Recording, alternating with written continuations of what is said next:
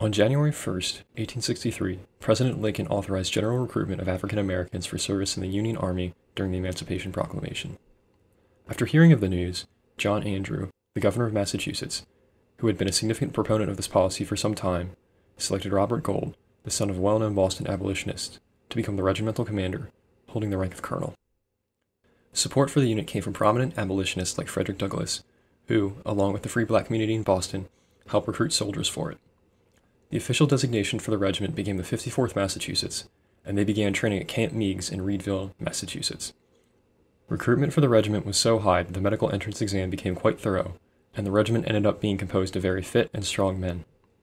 A shadow casting over the proceedings was the announcement by Confederate President Jefferson Davis on December 23, 1862, that put African American soldiers and their white commanding officers under death sentence if captured. Additionally, the black soldiers of the 54th were only paid $7 a month as compared to $13 for the other white soldiers in the Army. Despite these challenges, the 54th was said to leave Camp Meigs with high morale, and departed for Beaufort, South Carolina, on May 28, 1863. The first engagement that the 54th took part in was the Battle of Grimball's Landing on July 16th, which was intended to keep Confederate forces from reinforcing Fort Wagner, for which a Union assault was soon planned. Fort Wagner was considered to be one of the toughest beachhead defenses constructed by the Confederates, and guarded a key naval approach to Charleston Harbor. The 54th stopped a Confederate advance during the battle and received commendation from the division commander, General Alfred H. Terry, for their steadiness and soldierly conduct. The 54th is most famous for its role in the Second Battle of Fort Wagner, where it helped spearhead the assault on July 18, 1863.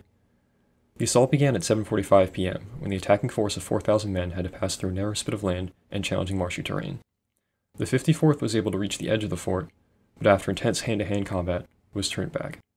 Colonel Shaw was killed in the action when urging his men forward in the face of heavy fire. Shaw was buried with the rest of his troops, which was meant as an insult by the Confederates, but his family took it as an honor given his role in pushing for emancipation. William Carney, a sergeant with the 54th, was the first black recipient of the Medal of Honor for his role in bearing the U.S. flag during heavy combat, which is immortalized in songs and paintings.